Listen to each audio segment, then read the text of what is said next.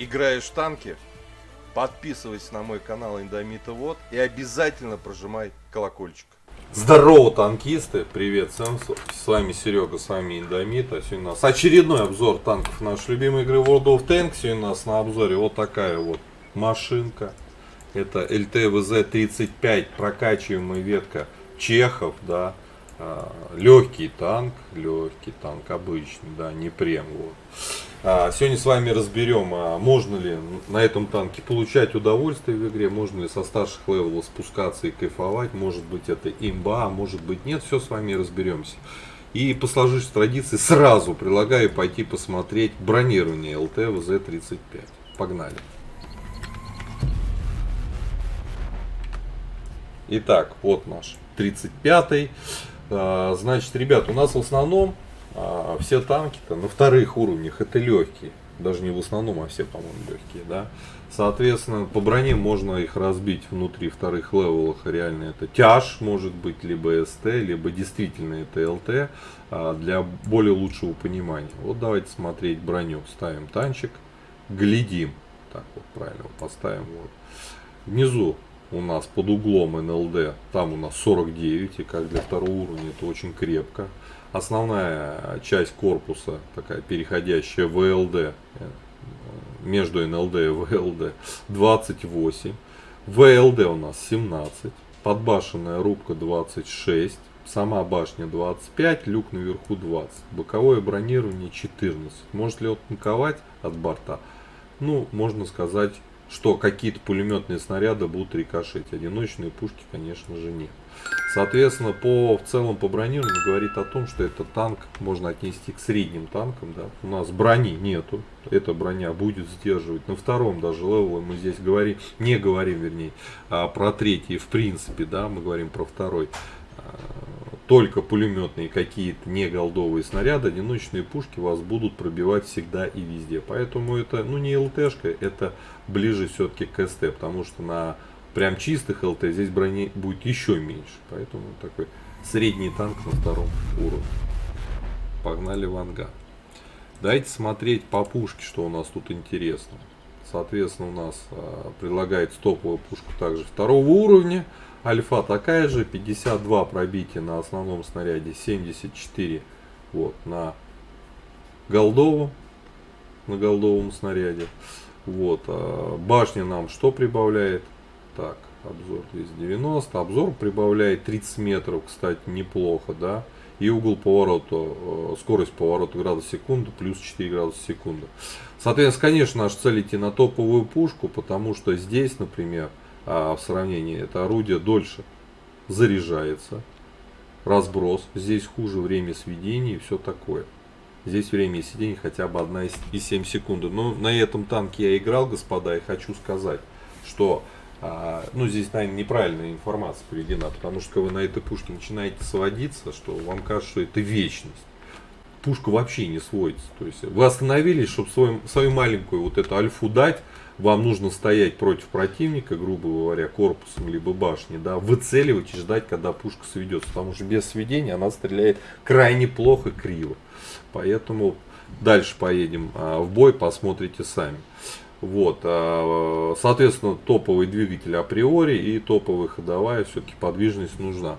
А у этого танка ни скорости, ни подвижности на месте нет. Поэтому обязательно качать топовый двигатель и топовую ходовую. По оборудованию ставим однозначно турбину. Почему? Объясняю. У нас вот даже с турбиной сейчас максимальная скорость вперед 38. Без турбины 34, 17 назад, а так будет 15 назад. 13,68 лошадей на тонну удельной мощности. И это говорит о том, что в песке уже можно сейчас выносить вердикт этому танку. Это неиграбельное говно, которое не едет, не набирает даже свою вот эту максималку. То есть у него максималка-то маленького этого танчика, а с такой мощностью двигателя он даже свою эту максималку будет как ведро набирать. То есть в песке у нас важны какие критерии? Это, конечно же, подвижность. Да, это первый критерий.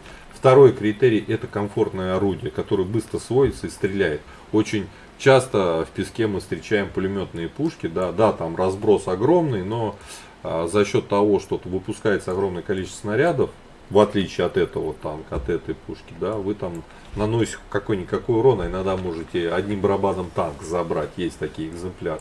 То здесь подвижности нет. Смотрим дальше, по огневой мощи. Время сведения, ну, у меня штраф там 1,7, да, у меня потому что экипаж сидит с ПТС, ну, нет у меня ЛТшки, естественно, на чехе, на старших, а переучивать я не стал, у меня штрафы. Но даже если у вас будет 1,7, у вас будет сводиться пушка очень долго. Разброс у меня вообще 0,47. Вот, по незаметности, ну, танк не маленький, высокий, поэтому сказать, что он там супер незаметный, нет. По обзору у нас 260 метров, у меня штраф аж 60 метров, так был бы 320, опять же из экипажа. Но нету на чехах, чтобы снимать обзоры экипажа ЛТ, потому что ветки такой у чехов нет. А я, скажем так, портить экипаж, переобучивать его с тяжелых там, с тяжелого танка, со старшего левела на это говно для обзора, даже не буду это делать. Вот, по снарядам. По снарядам у нас, значит, 675 летит ББХ основной снаряд, голда летит 830. Что в первом варианте, что во втором даже на голде. Здесь вообще безумно низкая скорость, некомфортная стрельбы. Ребята, вы по подвижным целям на нем вообще попадать-то и даже и не будете, да? Не успеете, пока сведете, танк уже уедет. Вот, скорость полета на голде более-менее, поэтому на этом танке играть на ББХах не представляется, на мой взгляд, вообще возможным. По снаряжению стандартно ставим ремку. Экипаж здесь у нас 3 члена экипажа, у нас есть радист. Первым перком командиру лампу, всем остальным ремонт обязательно. Вторым перком всем боевое братство дальше качать, как показано в таблице. Вот, давайте по плюсам и минусам танка. Плюсов у этого танка нет. Вообще. Объясняю. Поехали. Подвижность. Вперед, назад, на месте. Здесь ее нету.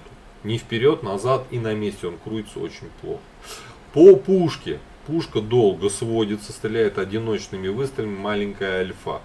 Вот. Бронепробитие, ну, на голде ничего, а вот скорость полета снаряда в совокупности с пушкой на обычном, на основном снаряде ББ тоже полный кусок дерьма. Это тоже минус.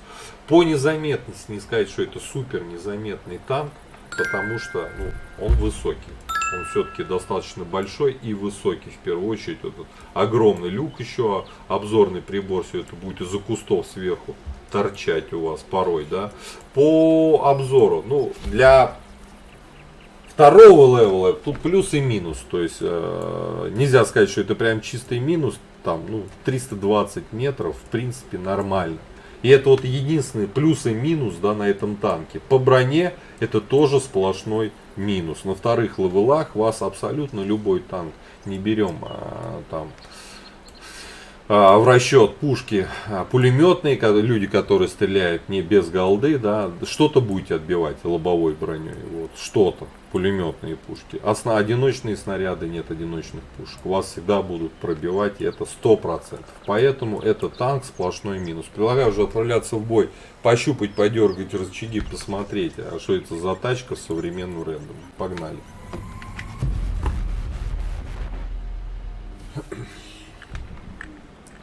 Так, попали мы в бой к третьему левелам, мы внизу списка. У нас обзор ЛТ-ВЗ-35, чешский легкий танк второго уровня. Обзор боем. Вот. Из противников сильные все-таки это Т3 конверт даст, Т-29 самый и Валентайн. Валентайн, Т-116. Не, включаем голду, ерундой мы тут заниматься не будем. Просто не вижу смысла ерундой заниматься.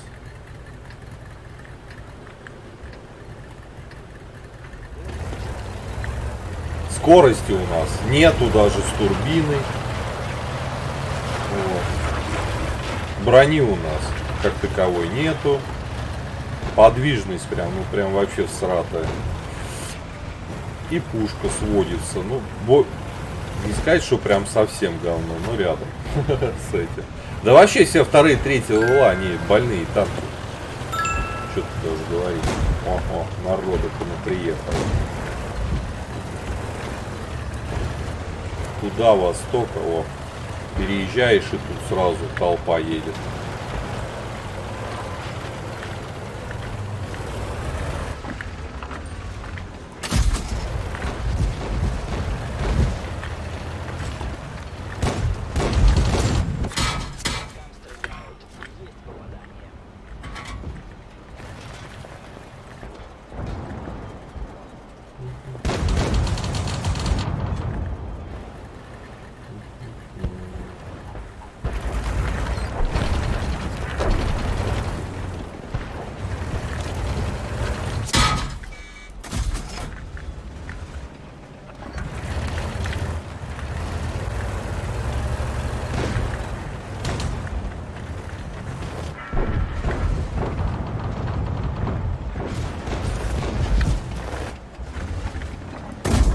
Не, с этим стреляться, ну его нахер.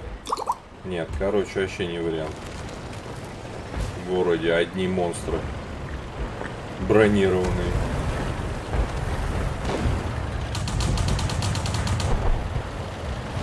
Да. Не едет.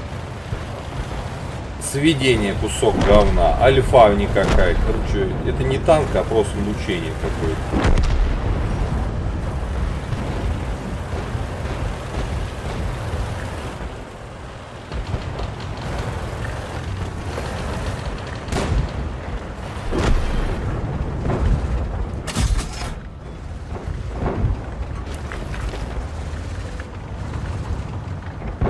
Опять как сводится.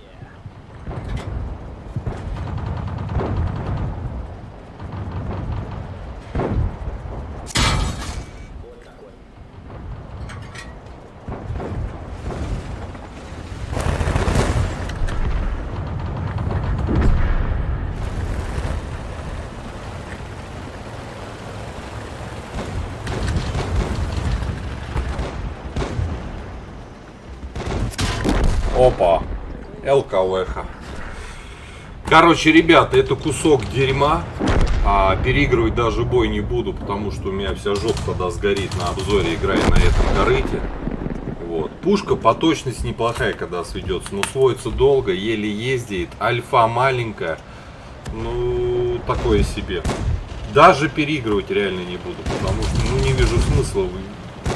Это не фановая машина, на ней получать удовольствие, там, слезая со старших левелов, не получится. И подвижность слабо, на месте очень слабо крутится. То есть у него минусов больше, чем плюсов. А плюсов по сути нет. Какие плюсы, о чем я? Брони нету, подвижность нету. Орудие сводится в вечность. Альфа маленькая. Какие плюсы? Нету плюсов. Где их взять? Так что наш танчик ни о чем. Досматриваем бой, ставим танчику жирный минус, и играть на нем нет никакого желания. И вам не советую. Проходить надо эту ветку как можно быстрее на следующую, и задерживаться на этом танке не стоит вообще. Просто вообще.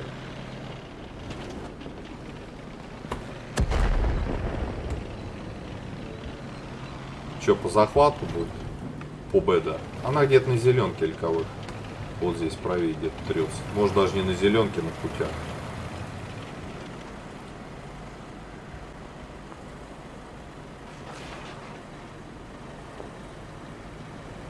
Убежала. Не хочет, короче, воевать. Так что, ребята, танк отстой. Просто отстой. На нем крайне тяжело играть будет. Все, победа по захвату. Сели на танк, прошли его быстренько, да, до следующего уровня и забыли, как страшный сон. Это вот, ну, у танка должны быть какие-то преимущества, хоть в каких-то тактико-технических характеристиках, либо по скорости здесь этого нету. Броня, может, тогда должна быть, ее здесь тоже нету. Пушка комфортная.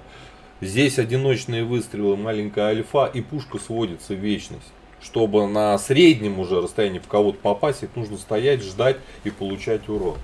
Поэтому, ну, не заслуживает он нашего внимания.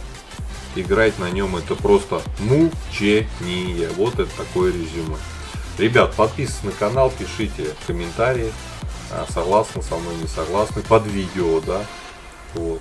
Все. До скорых встреч, пока. Играешь в танки? Подписывайся на мой канал Индомита Вот и обязательно прожимай колокольчик.